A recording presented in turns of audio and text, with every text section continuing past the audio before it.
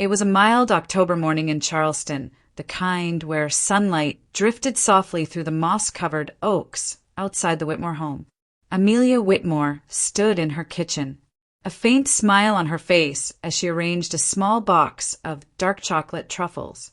40 years of marriage deserved a gesture, she thought. Henry had always loved these particular chocolates, rich, slightly bitter, just like the coffee he drank every morning before leaving for work. She tied a golden ribbon around the box and placed it carefully in a paper bag beside a small carrot cake she'd baked the night before. The smell of cinnamon still lingered in the air. It had been years since she'd stopped by Henry's office, but this morning felt right. Maybe a surprise visit would remind them both of what used to bind them together before work and silence began filling the space where laughter once lived. Amelia took extra care with her appearance. A floral midi dress, pearl earrings Henry had given her on their 20th anniversary, and a touch of coral lipstick she rarely used anymore. When she looked in the mirror, she saw traces of the young woman she used to be. Her heart lifted a little. "He'll be so surprised," she whispered, slipping on her beige cardigan before heading out the door. The downtown district was already awake. As she parked near the brick facade of Whitmore and Associates Bank, Amelia glanced up at the gleaming glass building that towered over the old cobblestone street. Henry had spent most of his life here, rising from junior accountant to vice president. Pride swelled in her chest. They had built a good life together, she told herself, smoothing a wrinkle from her dress before stepping into the lobby. The marble floor echoed beneath her heels as she approached the front desk. The security guard, a man in his 50s with a friendly southern drawl, looked up. "Good morning, ma'am. May I help you?" "Yes," she said warmly. "I'm here to see my husband, Mr. Henry Whitmore." The guard's polite expression shifted into hesitation. He glanced down at his clipboard, then back at her. "I'm sorry, ma'am, but you're not Mr. Whitmore's wife." Amelia blinked, certain she'd misheard. "I beg your pardon." He cleared his throat. "I see Mrs. Whitmore almost every day. She's up there right now, ma'am."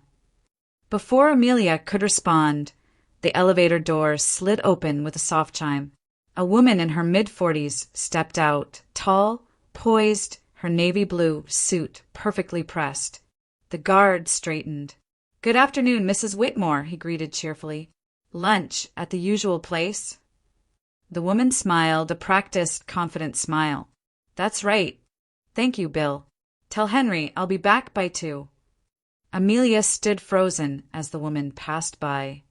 Her perfume, a cool blend of citrus and white lilies, brushing the air between them. The name echoed in her mind, Mrs. Whitmore. The box of chocolates slipped in her trembling hand. She looked toward the elevator, its doors closing slowly, as if sealing away the world she thought she knew. In that instant, beneath the polished lights of the lobby, the first crack appeared in the foundation of her reality. Amelia's fingers tightened around the paper bag as she stood near the reception desk, her pulse still thudding in her ears. The name, Mrs. Whitmore, echoed like a siren through her mind. She forced a faint smile, her voice steady despite the tremor in her chest.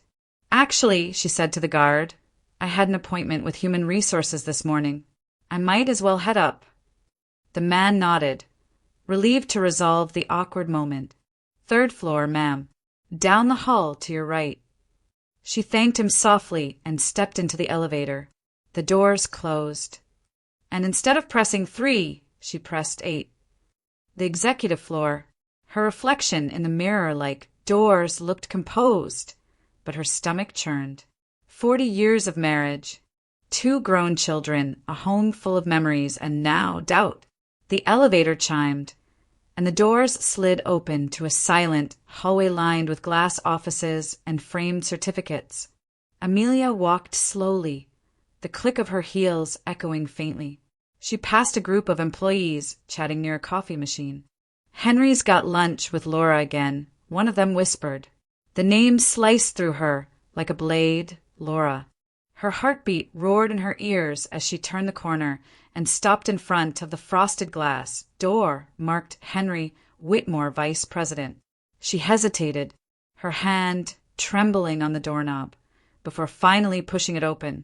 Henry looked up from his desk, startled. The color drained from his face. "Amelia," he said, half rising. "What are you doing here?" She took a step forward, her expression calm but her voice shaking. "I came to surprise you."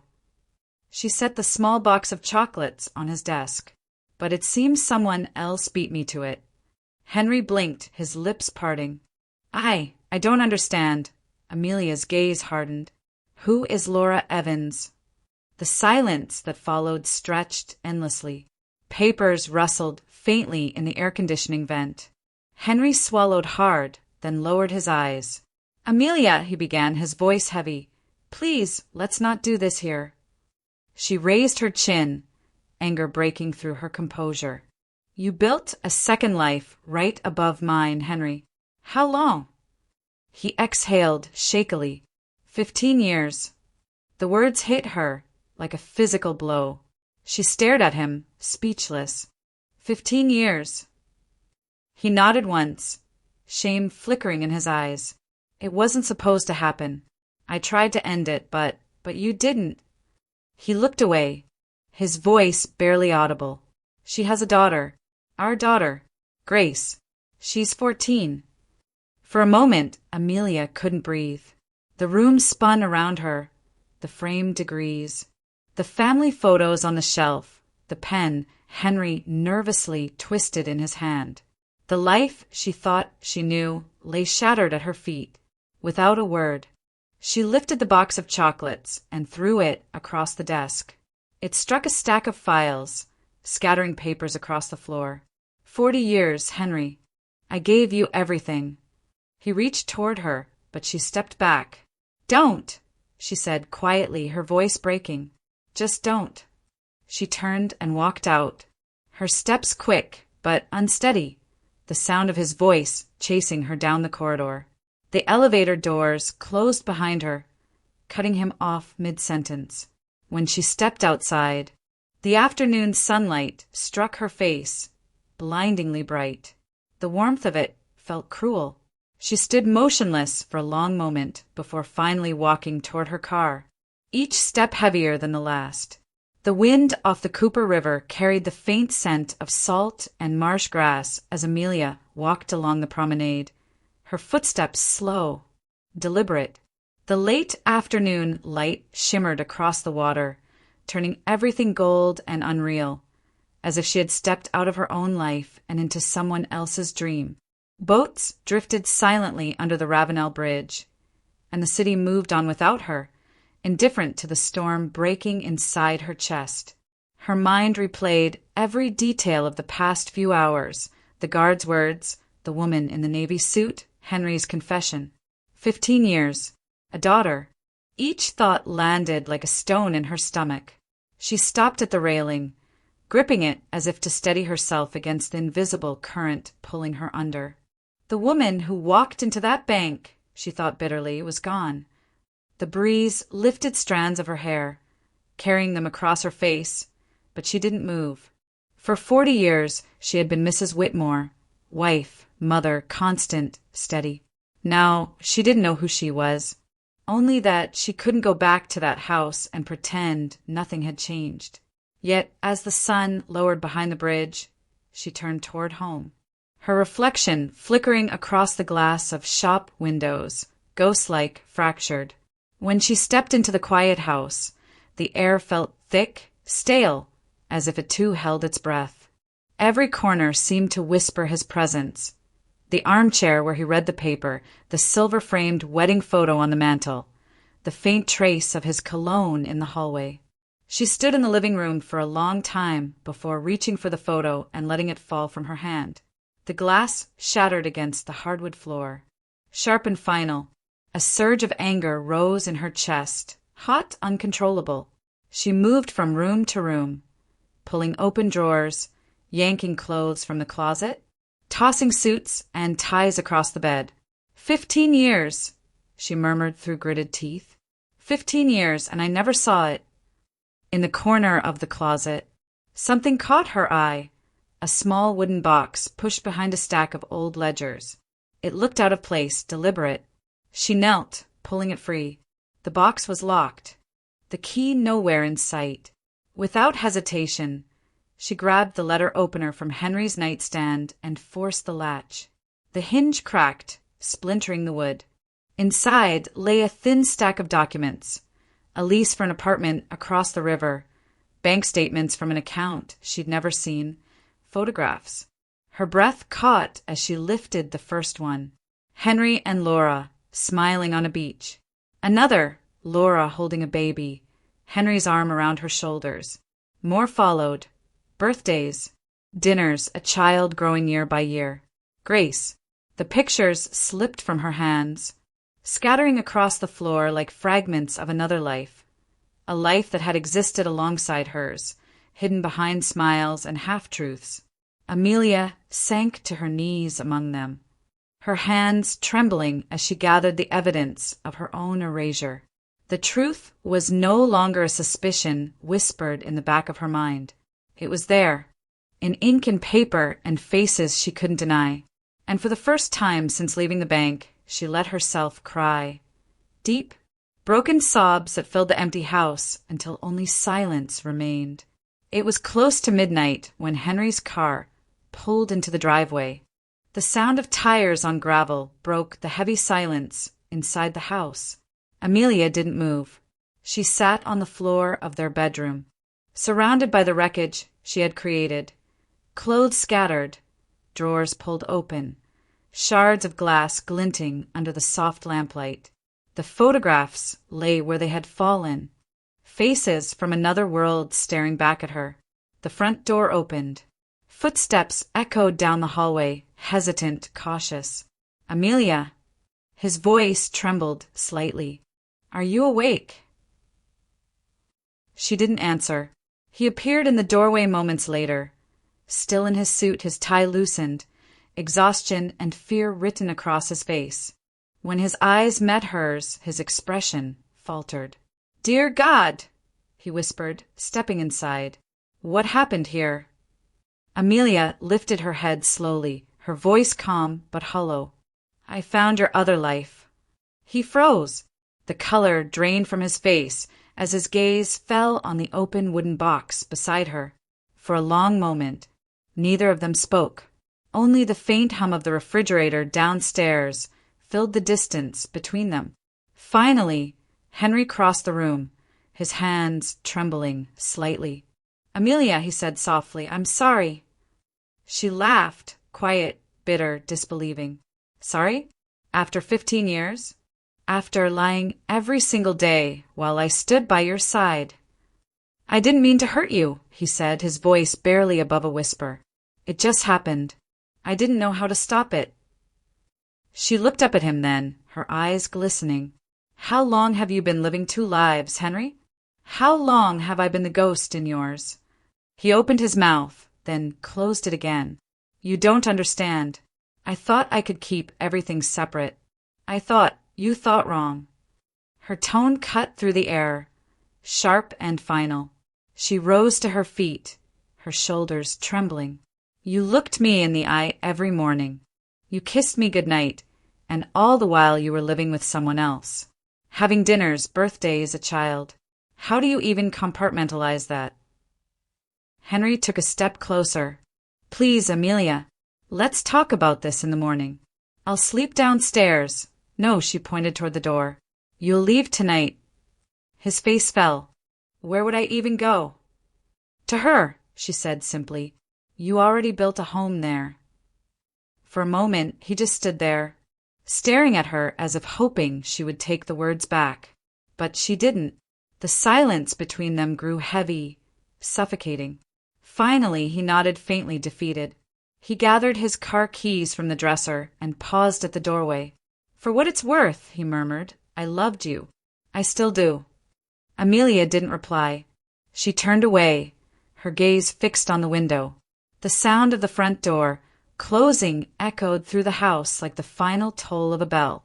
Outside, The headlights swept across the walls before disappearing into the night. Amelia stood at the window, watching the empty driveway. The reflection of her face in the glass looked like a stranger's, tired, hollow, unrecognizable. Behind her, the house was silent, stripped of warmth, stripped of illusion. The world she had built, the one she believed unshakable, was gone. And for the first time in 40 years, she was truly alone. The morning light crept through the curtains, pale and indifferent. Amelia hadn't slept. The night had passed in fragments, memories, questions, silence. When the first slant of sun touched the wall, she rose from the couch and walked to the front door. The key Henry had used for decades still hung on the hook by the entryway. She took it down, stared at it for a moment, then dropped it into a drawer. Within an hour, a locksmith's van pulled into the driveway. By the time the man left, the old locks were gone, replaced with new ones that clicked cleanly into place. Amelia closed the door behind him, testing it once, then twice. The sound was final, satisfying, a door that could no longer be opened from the outside. She stood for a moment, breathing in the quiet, then reached for her phone. The name on her contact list read Diane Cooper, a friend from college, now one of the most respected family lawyers in Charleston. When Diane's calm voice answered, Amelia's composure finally cracked. "I need your help," she said simply. There was no need for details. Diane heard everything that wasn't said. They agreed to meet later that week. By noon, both Charlotte and Andrew had arrived, their faces pale, eyes searching. The house felt smaller with them inside, filled with energy that was part anger, part disbelief. "Mom," Charlotte said first, her voice trembling. "What's going on?" "Dad isn't answering his phone. You sounded strange last night." Amelia motioned for them to sit on the sofa. "There's something you need to know."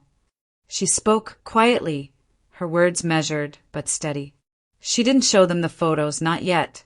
She told them what mattered. The years of deception, the other woman, the child. The truth rippled through the room, heavy and sharp. Charlotte's hand flew to her mouth, tears spilling down her cheeks. No, that can't be right."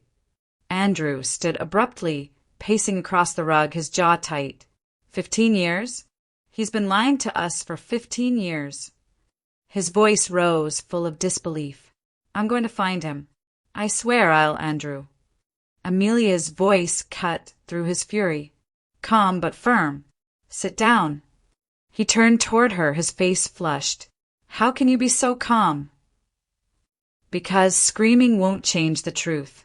She looked at both of them, her eyes steady. "He's your father. You'll decide how to deal with him in your own time. But don't let his mistakes define you." Charlotte sobbed quietly, reaching for her mother's hand. "What are you going to do?" Amelia took a deep breath. "I've already spoken to a lawyer. I'll be filing for divorce." The words left her lips with surprising ease. She felt lighter saying them, as though they had been waiting there for years. They sat together for a while in silence, broken only by the sound of Charlotte's quiet crying and the distant hum of the city outside. When her children finally left, promising to check in that evening, Amelia stayed on the couch, her gaze fixed on the sunlight pooling on the floor. The worst was out in the open now. No more secrets, no more guessing. For the first time in days, she felt a fragile sense of control return. She was no longer just the woman who had been betrayed. She was the woman who would decide what came next. The cafe sat on the corner of a cobblestone street in Charleston's French Quarter, its windows fogged slightly from the warmth inside. Late afternoon light spilled through the glass, casting soft gold across the worn wooden tables. Amelia arrived early, choosing a seat by the window. She didn't touch her coffee. Her hands rested calmly around the cup, the steam rising like a faint, wavering breath. When Henry entered, she recognized him instantly, not by the face she had loved for 40 years, but by the weight of his presence. He looked older, smaller somehow. The confident man who once commanded every room now hesitated near the doorway before finding her. "Amelia," he said, quietly taking off his coat. "Thank you for coming." She didn't respond, just nodded toward the empty chair across from her. He sat, eyes darting briefly toward her hands before looking away. For a moment, neither spoke. The clatter of cups, the murmur of other conversations filled the silence between them. Finally, Henry exhaled. "I owe you an explanation." Amelia's gaze remained steady. "Then start talking." He swallowed. "It began 15 years ago. A business trip to Atlanta. Laura was part of the finance team we were partnering with. It was supposed to be nothing, just late nights, shared projects, small talk that went too far. When she told me she was pregnant, I panicked." He ran a hand through his hair, the tremor in his fingers betraying him. "I wanted to tell you, but every time I tried, I couldn't. I kept thinking if I just keep everything separate, if I provide for everyone, maybe I can make it right." He laughed bitterly. "So I built 2 lives, one because I owed you everything, and one because I owed her my guilt." Amelia's expression didn't change.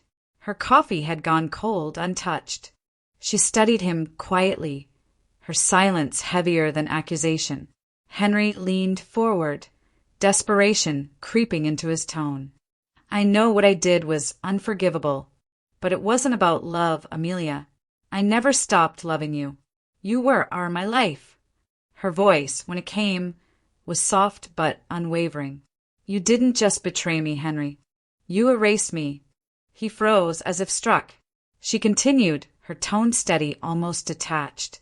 "You built an entire world where I didn't exist. You smiled at me across the table every night knowing that somewhere else another woman was sharing your secrets. You made me invisible in my own marriage." Henry's eyes welled with tears he didn't bother to hide. "I'm sorry," he whispered. "I don't know how to fix this. There's nothing left to fix."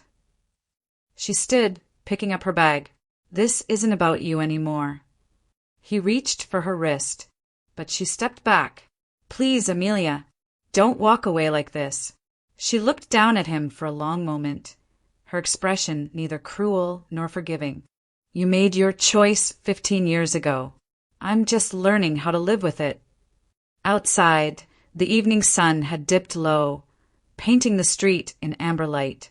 Amelia stepped into it, feeling the warmth on her face, the faint salt in the air.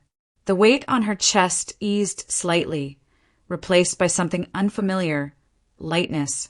As she walked toward her car, she realized she wasn't running anymore. The chains that had bound her to the past were breaking, link by link. And for the first time in her life, freedom didn't frighten her. It beckoned. A week passed before the phone rang with a number Amelia didn't recognize. She hesitated, thumb hovering over the screen. Something deep inside told her who it was before she answered. "Mrs. Whitmore." The voice on the other end was soft, careful. "This is Laura Evans." There was a pause, long enough for both women to hear the quiet in the space between them. Finally, Laura continued, "I think we should talk." Not for him, for closure. That afternoon, they met at a small cafe tucked between art galleries in the French Quarter. The air smelled faintly of roasted coffee and sea breeze. Amelia arrived first, choosing a table near the window again, as if repeating an unspoken ritual. When Laura walked in, the sunlight caught the silver strands beginning to thread through her dark hair. She wasn't what Amelia had imagined. No trace of vanity or triumph, only weariness. "Thank you for agreeing to meet me," Laura said, taking a seat. Amelia nodded once. "You wanted to talk." Laura folded her hands, eyes downcast. "I'm not here to defend myself. I just needed to say that he never promised to leave you. Not once. I told myself it was love, but it was mostly fear, his mine. We lived inside a lie neither of us knew how to end." The honesty in her voice disarmed Amelia. She expected resentment, maybe guilt, but instead, There was only quiet remorse. For a while, neither spoke. The cafe filled with the soft hum of conversation, the clinking of cups. Outside, a magnolia tree bent gently in the wind. When Amelia finally spoke, her tone was calm, almost reflective. "You have a daughter." Laura nodded. "Grace. She's a good girl. I've done everything I could to keep her out of the mess we made." Amelia looked at her, truly looked at her, for the first time not as the intruder, but as another woman trapped in the same tangled web of deception. "Grace isn't to blame," she said softly. "One day she should know her siblings. They deserve to meet without all this bitterness standing between them." Laura blinked, surprised. "You'd want that?" Amelia managed a faint smile. "I don't want her growing up wondering why her father's family hated her. Whatever he did, she's still part of him, and somehow that makes her part of us." For a long moment, Laura said nothing. Then she nodded, eyes glistening. "You're a stronger woman than I ever was." Amelia shook her head. "No, just a woman who's tired of carrying pain that doesn't belong to her anymore." They finished their coffee in silence. When they rose to leave, there were no harsh words, no lingering animosity, just a quiet understanding that some stories don't need revenge to end, only acceptance. Outside, the afternoon sun filtered through the magnolia leaves, scattering soft light across the pavement. The two women walked in opposite directions, their paths diverging like rivers that had once met but now flowed toward different seas. For the first time in a long while, Amelia felt peace, not the fragile kind that waits for closure, but the kind that comes when you finally stop fighting what's already over. 6 months later, the air in Charleston had turned warm and gentle again, carrying the scent of blooming magnolias through the open windows of Amelia's house. The legal papers were signed, the divorce finalized. Henry had moved out of the city with little more than a few boxes, and though the process had been long and painful, Amelia had won what truly mattered, the home she had built, the one that still held the echoes of her laughter, her children's footsteps, and the quiet rhythm of her own heart.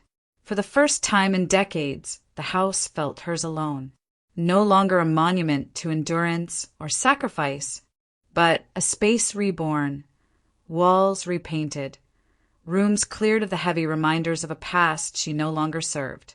On the mantel, she'd placed a single photo, Charlotte, Andrew, and her, taken the summer before everything changed. The rest she had stored away, not out of anger, but out of mercy, to make room for something new. It was Evelyn Carter, an old friend from her volunteer days, who had insisted she join a painting class at Magnolia House Gallery, a bright corner space near Waterfront Park. "You need somewhere for your hands to go when your heart doesn't know what to do," Evelyn had said. Amelia had laughed then, but she went anyway. The studio smelled of turpentine and fresh canvas.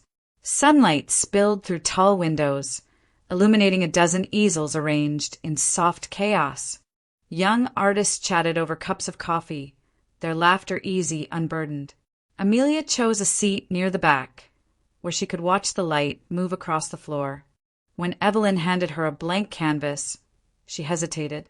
The brush felt foreign in her hand, the way freedom sometimes feels too large to hold. But as she dipped it into cobalt blue and made the first stroke, something inside her shifted. The sound of bristles against canvas was quiet, steady, like the rhythm of a heart relearning how to beat. Days turned into weeks, and each class became a small ritual of rediscovery. Amelia painted the Cooper River again and again, the bridge, the water, the dusk light reflecting against the current. It wasn't the scene itself that mattered, but what it symbolized, the place where her old life had fractured and where she had begun to rebuild. One afternoon, Evelyn stopped behind her easel, smiling. "That's beautiful. Amelia, what will you call it?" Amelia studied the painting, the golden light fading into deep blue, the stillness of water after the storm. "The river at dusk," she said softly. When the piece was finished, she signed her name at the bottom corner. For a moment, her hand trembled. Then she steadied it and wrote each letter carefully. Amelia Whitmore. The name looked different now, familiar but stronger whole. She leaned back, wiping a trace of paint from her wrist, and smiled. Outside the window, the sky glowed with the same amber light she had once feared she'd never feel again. This time, it didn't mark an ending. It marked the beginning of a life she had chosen for herself. 9 months later, Charleston's air carried the warmth of early spring, soft and fragrant with magnolia blooms. The Magnolia House Gallery was alive that evening, music floating through the open doors, laughter mingling with the clinking of glasses, and the low hum of conversation filling the space. It was the opening night of the annual art exhibition, and among the featured works hung Amelia's painting, The River at Dusk. She stood quietly at the edge of the crowd, wearing a simple linen dress the color of seafoam. Around her, guests lingered before each canvas, murmuring about brush strokes and tone, but she wasn't listening. Her eyes were drawn instead to her own work, the familiar scene of the Cooper River at twilight. For a long moment, she simply breathed, the quiet satisfaction of creation grounding her in a way nothing else had in years. "Beautiful piece," a man's voice said beside her, warm and unhurried. Amelia turned. The speaker was in his 60s, tall, with kind eyes and a weathered charm that came from years spent both in books and under the sun. His gray hair framed a thoughtful face, and he held a glass of white wine with the ease of someone who had long learned to appreciate quiet moments. "Thank you," she said, smiling softly. He studied the painting for a while, the brushwork around the horizon. There's something melancholy about it, but hopeful too. Like the river's remembering something it's already forgiven. Amelia blinked, surprised. "That's exactly what I hoped to capture." He smiled. "Then you've succeeded. I'm Thomas Alden, retired art history professor. I used to lecture about light and time, but lately I find myself just watching them instead." "Amelia Whitmore," she said, shaking his hand. They spent the next hour talking, first about art, then about books, travels, the way Charleston changed with every tide. Thomas spoke with gentleness, but not pity. He didn't treat her like someone broken or brave or defined by what she'd lost. To him, she was simply present. At one point, he glanced at her and said, "You know, people always say time steals from us, but I think it gives too. It just waits until we're ready to see what it left behind." Amelia smiled. "And what has it left you?" He chuckled. "Perspective, and a stubborn belief that beauty isn't about youth, it's about noticing." For the first time in years, Amelia felt something stir inside her, not the ache of memory, but the quiet curiosity of possibility. When the evening wound down, Thomas offered to walk her to her car. She hesitated, then nodded. They strolled along the Cooper River, the same path she had walked months before in grief. The air was cool, carrying the scent of salt and jasmine. The sun hung low, painting the water in soft amber hues. Thomas stopped and looked out toward the horizon. "You know," he said, "it's the same river every day, but it never looks the same twice." Amelia followed his gaze, the fading light reflecting in her eyes. Maybe that's what makes it beautiful. They stood there quietly, the sound of the tide against the rocks steady and familiar.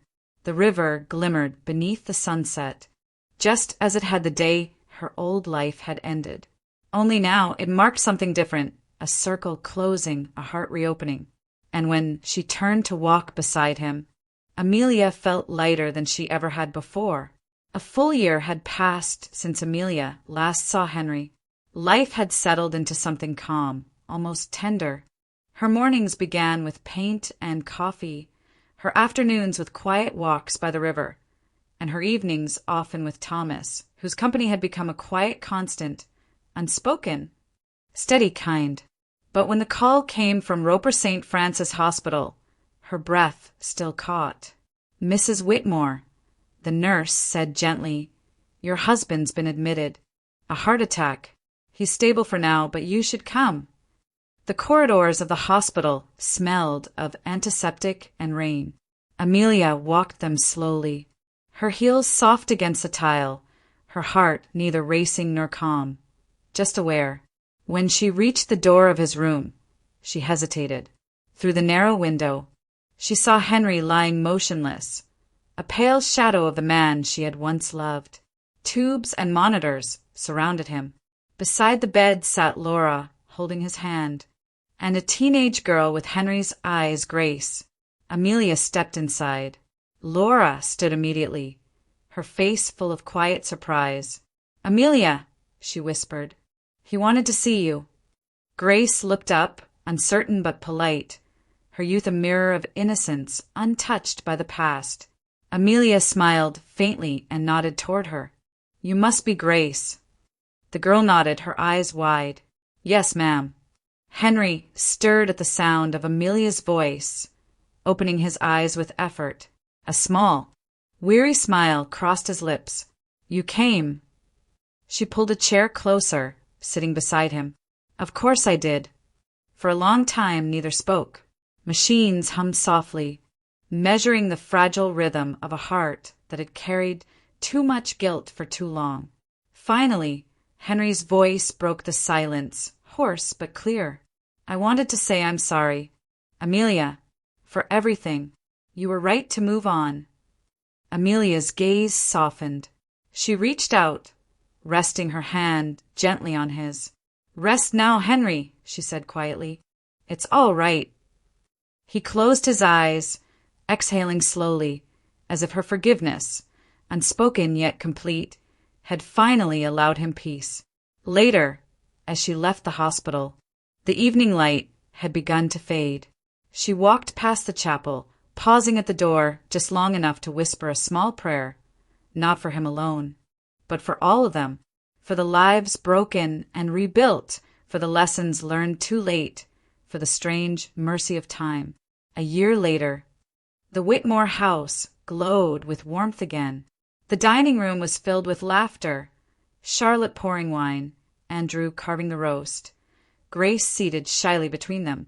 Amelia watched them all with quiet pride, the table alive with the sound of belonging. Thomas stood beside her, a hand resting lightly on her shoulder. "I meant what I said," he murmured. "Come to Europe with me this summer. You've painted enough rivers here. Maybe it's time to see others." Amelia smiled, her eyes bright with a joy both new and familiar. The world no longer felt like something she had to endure. It felt like something waiting to be explored. As the laughter of her family echoed through the house, she looked toward the window where dusk lingered over the Cooper River. At 60, she finally realized she hadn't lost her life. She had just begun to live it.